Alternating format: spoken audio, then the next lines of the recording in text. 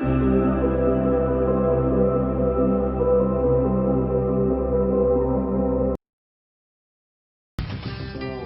me how you use your time and how you spend your money, and I will tell you where and what you will be 10 years from now.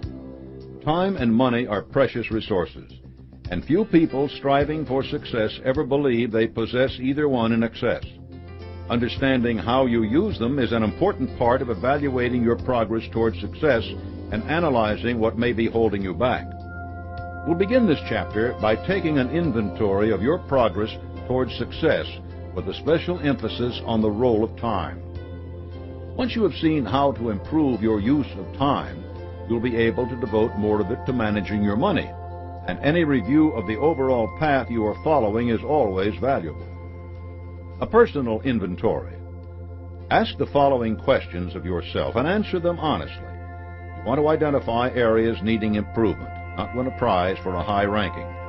Feeding your ego by lying to yourself about the truth will only waste the time you spend on the inventory and undermine your self-confidence. 1. Do you have a major definite purpose? What plans do you have for attaining it? How much time are you devoting to those plans on a persistent daily basis? How often do you work on your plans? Only when the notion strikes you, or when you can snatch a few minutes during commercials? 2. Is your definite major purpose a burning obsession? When and how often do you fan its flames? 3. What have you planned to give in return for realizing your definite major purpose? Are you doing it yet? When will you start? 4. What steps have you taken to build your mastermind alliance? How often are you in contact with the members? How many of them do you speak to monthly, weekly, daily? 5. Have you made a habit of accepting temporary defeat as a challenge to greater effort? Let's hope your temporary defeats are few, but they are inevitable. How quickly do you seek out the seed of equivalent benefit when adversity strikes? How do you spend more of your time, carrying out your plans or brooding over the obstacles you face? 7. How often do you forego personal pleasure in order to have more time to work on your plan? How often is it the other way around? 8. Do you seize every moment of time as if it were the only one you were sure you had? 9. Have you looked at your life as the result of the way you spent time in the past? Are you happy with your life to date? Do you wish you had spent it some other way? Do you regard each second that passes as the opportunity to change the course of your life for the better? 10. Is your mental attitude always positive? Is it positive most of the time? Some of the time? Is it positive now? Can you make it positive in the next second? How about the one after that? 11. How often do you display personal initiative by backing your positive thoughts with action? 12. Do you believe that you will succeed by luck or a windfall? When are these things going to happen? Do you believe that you will succeed as the result of your own efforts? When are you going to make those efforts? 13. Do you know anyone who inspires you with his or her personal initiative? How often do you seek that person out? How often do you actually model your behavior on him or her? 14. When do you go the extra mile? Does it happen every day or just when you think someone is paying attention? Is your attitude good when you do it, or do you begrudge the additional work? 15. How attractive is your personality? Do you look at yourself in the mirror every morning and work to improve your smile, your facial expressions, or do you just brush up before an important meeting? 16. How are you applying your faith? When do you act on the inspiration from infinite intelligence? How often do you ignore it? 17. Are you building your self-discipline? How often do uncontrolled emotions cause you to do something you quickly regret? 18. Have you mastered your fears? How often do you display their symptoms? When do you replace them with your ambitions? 19. How often do you accept other people's opinions as fact? Do you question those opinions every time you encounter them? How often do you call on accurate thinking as the solution to your problems? 20. How often do you inspire cooperation by giving it? Are you doing it at home, at the office, in your mastermind alliance? 21. What opportunities do you allow your imagination? When do you apply yourself to problems with creative vision? What dilemmas do you have that need to be solved this way? 22. Are you relaxing, exercising, and paying attention to your health? Were you planning to start at the new year? Why can't you start right now?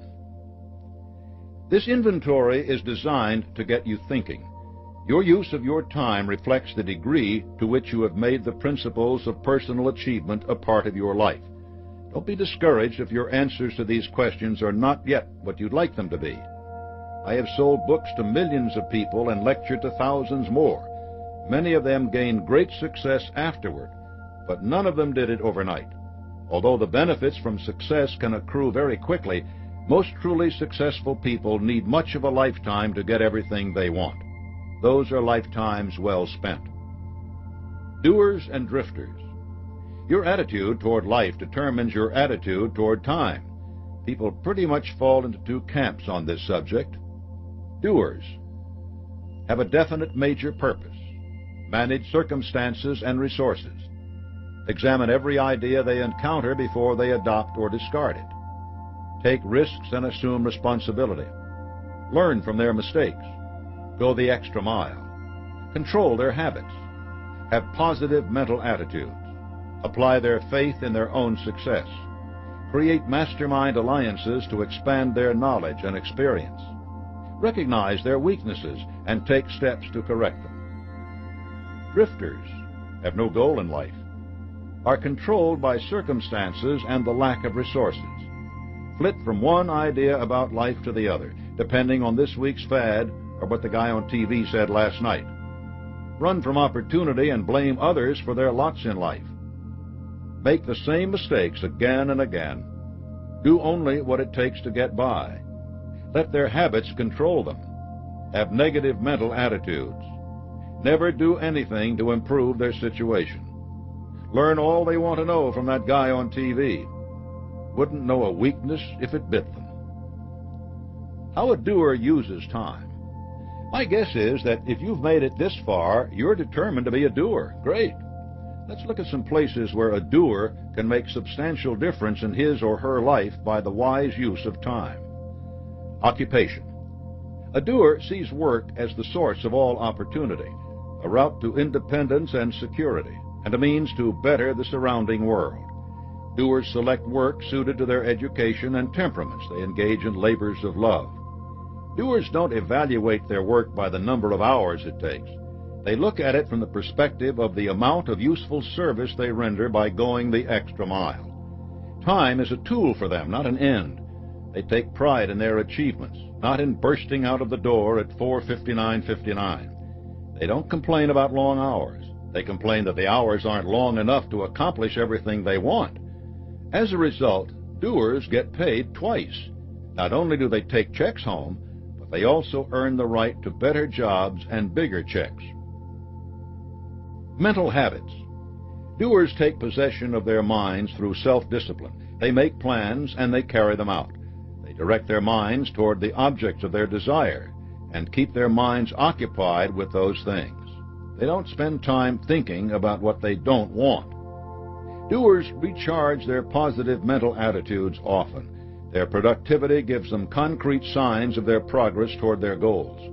They take these signs as indications of the great things just over the horizon. Relationships. A doer inspires cooperation from others by giving it first. Doers don't spend time arguing, nitpicking, or gossiping, and they avoid people who do. Doers don't waste their time with drifters.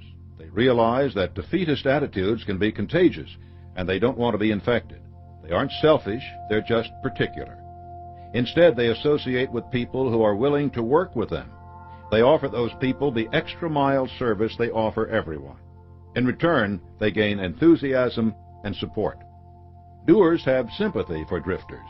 They'll even point the way toward definiteness of purpose and lend a hand to anyone who has gained just that much, but they know that they can't help someone who isn't ready to help himself or herself. They also delegate work. Doers know that you should never do anything which you can get someone else to do for you better than you can do it. They realize they have to be available to the people who are working with them, and they offer those people all the access they need. Health. Doers pay attention to their mental and physical health. They relax, they exercise, they eat right, and they see the doctor when something goes wrong. The doer knows that time spent in prevention is much shorter than time spent on repair.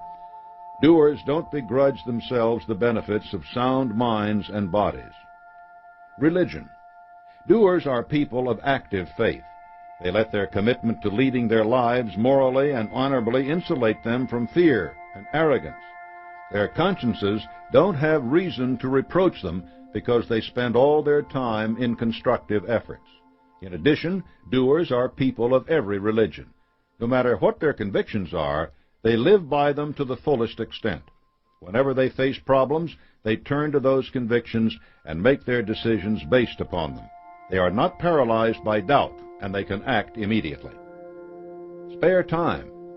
Doers put the time they have away from their jobs to practical uses. They romance their spouses, laugh with their children, relax alone, exercise with friends, educate themselves, campaign for good political candidates, or work on their plans for their definite major purposes. The doer is not a workaholic. Doers know that there are other things in life besides their own immediate success. They know that if they don't pay attention to those things, their success will be meaningless. But doers don't engage in activities that have no payoffs. They aren't likely to be found in front of the television sets for 4 hours a night. There aren't many doers who have their own bar stools either. Doers enjoy life more than drifters do because everything they do brings them closer to their goals. They make all their time work for them. Doers see movies, read books, go to basketball games, even stare up into the blue sky and watch the clouds go by. But they know why they are doing it. That makes all the difference between a doer and a drifter, and it's all the difference between a success and a failure. Some doers you should know. William Sidney Porter sat in his prison cell contemplating the stupidity of the embezzlement that had brought him there. As near as he could figure, the only thing he had gained was a lot of spare time, and since he had several years left in his term, there didn't seem to be a lot he could do with it. But there was, and Porter did it. He began to write short stories. He wrote many of them. Then he began to sell those short stories to magazines under the name O. Henry. By the time he was released, he was already the most popular short story writer in the country. He walked out of prison into a success. Warren Avis was a doer. As an Air Force officer, he was constantly traveling the country, and he recognized how convenient it would be for people to be able to rent a car right at the airport. While his $10,000 in savings wasn't enough money to set up an operation on his own, he did have the gumption to put together a business plan and get a bank loan. Within 8 years, he had car rental counters in airports across America and was able to sell the company for almost $8 million. Avis saw an 800% return on his investment because he was willing to do all the work necessary to make that chance pay off. One of these men started off serving a jail term, the other serving his country. But they both recognized that in order to make their lives amount to something, they had to become doers by taking control of their time. The division of your day. We each get 24 hours to manage. The broad divisions of that time are easy to see. 1, 8 hours for sleep. 2, 8 hours for work. 3, 8 hours of spare time. You can't mess around much with that first division or your health will suffer. You can occasionally steal an hour or 2 from your sleep, but it's a bad habit. Don't create any bad habits. The 8 hours spent at work are potentially your most directly productive. You need to stay focused on your purpose and your habit of going the extra mile if this is to be the case. The preceding 15 chapters of this book will teach you that. But in a few lines, I'll give you some tips to manage that time more effectively in attaining your purpose. The last 8 hours are your spare time. You need to manage them as well, or you'll find them slipping away in routine household chores, reruns of Mr. Ed, and listening to your neighbor talk about his new lawnmower again. This can be harder, but I have some guidelines to offer. As you'll see, managing your time, like managing your life, requires knowing what you want to use it for. Time management on the job. As our society gets more complicated, there seems to be more to do. I am indebted to the writings of Alan Laken and Stephanie Winston for some of the advice that follows. They've spent their time learning about time. Prioritizing your tasks. Make a list of all the things you need to do today, this week, and this month. Divide another sheet of paper into 4 equal sections. Label the top left important and urgent. Here you will enter jobs that you know must be done right away in order for you to be successful. Write the day and hour each task is due next to each job. Label the top right section important but not urgent. Put things here that are essential to your work but aren't a crisis. If you pay the most attention to this section, nothing should end up in the top left category. Again, make a note next to each task about just exactly when it has to be done. It is important to review this section every day so that nothing slips over into important and urgent. In the bottom left, write unimportant but urgent. This category, like the last one, requires you to have a keen sense of your purpose.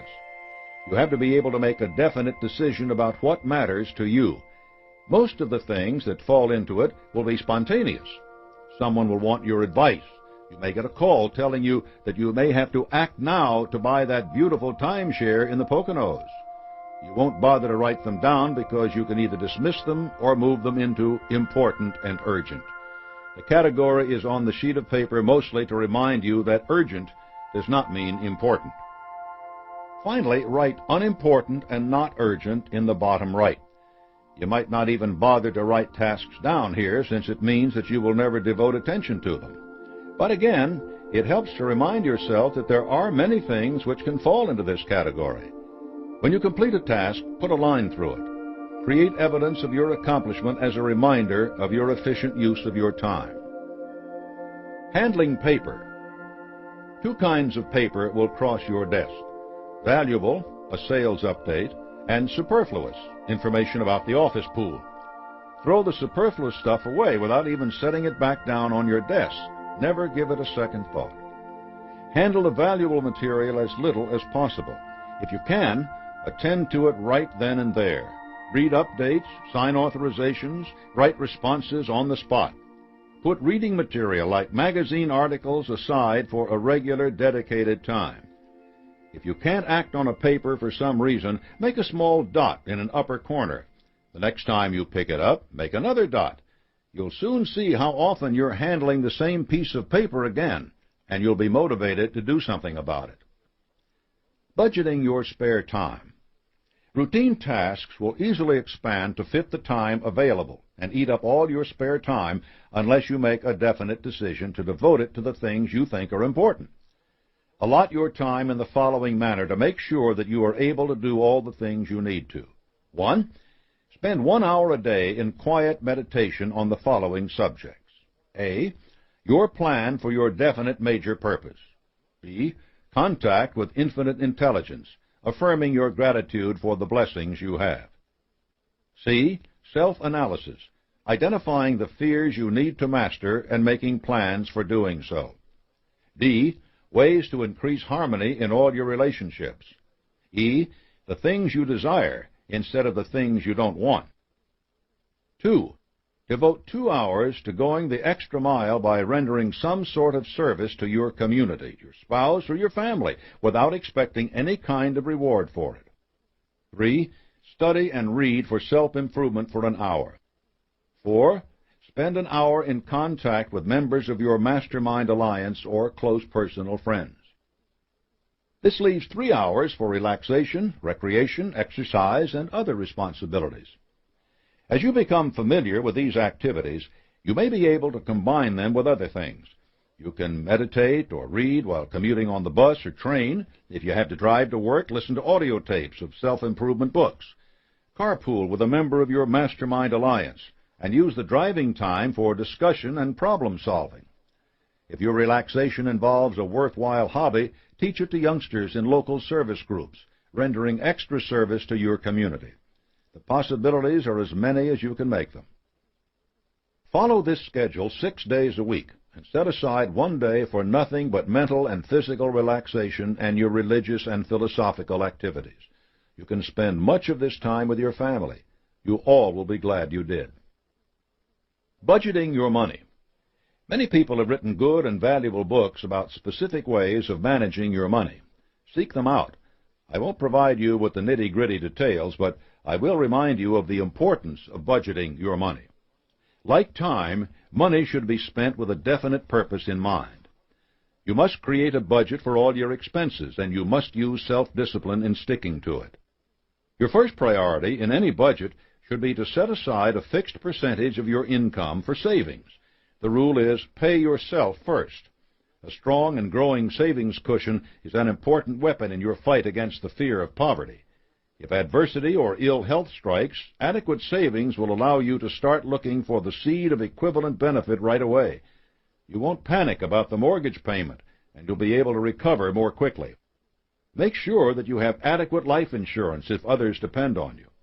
The cost of a good policy is worth the anguish you will save your dependents.